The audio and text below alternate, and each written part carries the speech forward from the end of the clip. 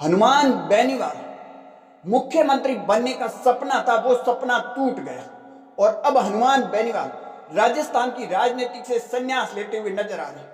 हनुमान बेनीवाल नहीं तो मुख्यमंत्री बन पाए और न ही मंत्री का पद हनुमान बेनीवाल को मिला और इसमें हनुमान बेनीवाल ने बहुत बड़ी गलती कर दी और उसकी वजह से आज हनुमान बेनीवाल को यह ऐलान करना पड़ा कि मैं राजनीतिक से संन्यास लूंगा और घर बैठ जाऊंगा। इसके पीछे एक बहुत बड़ा कारण है और वो हनुमान बेनीवाल की एक गलती की वजह से हनुमान बेनीवाल न तो मंत्री बन पाए और न ही मुख्यमंत्री बन पाए।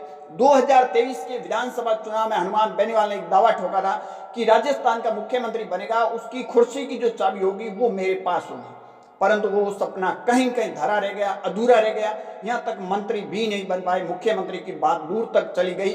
परंतु अब हनुमान बेनीवाल ने भरे मंच के ऊपर ऐलान किया कि मैं राजनीतिक से संन्यास लूंगा।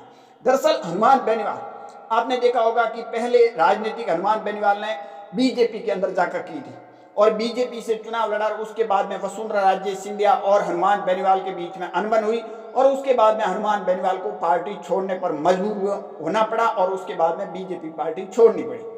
बीजेपी पार्टी छोड़ने के बाद में हनुमान बेनीवाल निर्दलीय चुनाव लड़े, अपनी पार्टी बनाई और जब 2018 के विधानसभा चुनाव से पहले पार्टी बनाई तो हनुमान बेनीवाल के करीबन 3 से 4 विधायक चुनकर आए थे। परंतु उसके बाद में हनुमान बेनीवाल ने बहुत बड़ी गलती कर दी। गलती ये की कि हनुमान बेनीवाल के जो समर्थक थे या उनके जो लोग थे नीचे की कैटेगरी के, वो लोग इस तरह के थे कि जहां भी जाते झगड़ा करते थे, मारकूट करते थे, तोड़फोड़ करते थे। वो सिलसिला 2026 तक चलता आ रहा है और ये हनुमान बेनीवाल का एक बहुत बड़ा माइनस पॉइंट रहा है, क्योंकि लोग हमेशा राजनीति के अंदर आपको रहना है तो लड़ाई झगड़े मारपीट तोड़ा तोड़ी इस तरह के मामले से दूर रहने होंगे। परंतु हनुमान बेनीवाल के जो समर्थक थे उन्होंने इस बात का बढ़ावा दिया। बढ़ावा देने से उनके पीछे रीजन था कि हम इस तरह से करेंगे तो शायद लोग हमारे से डरेंगे और हमें वोट देंगे।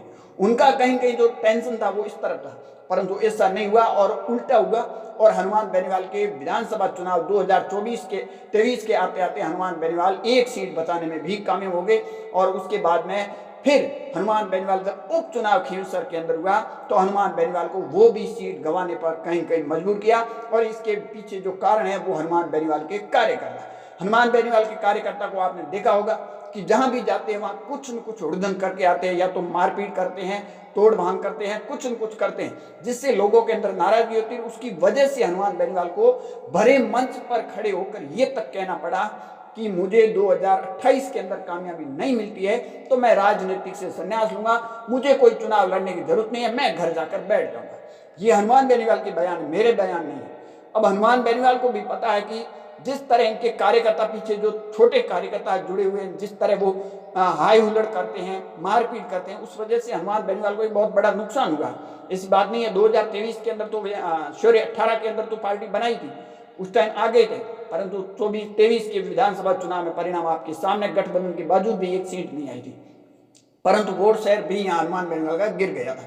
परंतु अब हनुमान बेनीवाल के खुद ने कई बार अपने कार्यकर्ता को डांटते हुए नजर आ रहे और कार्यकर्ता सब इस तरह के लोग हैं जो लड़ाई झगड़े डंडे तोड़ फाड़ मारपीट सब कुछ करते हैं और उनके लिए शायद वो जायज है। परंतु हनुमान बेनीवाल का उन्हीं कार्यकर्ताओं ने पूरा का पूरा सपना तोड़ा।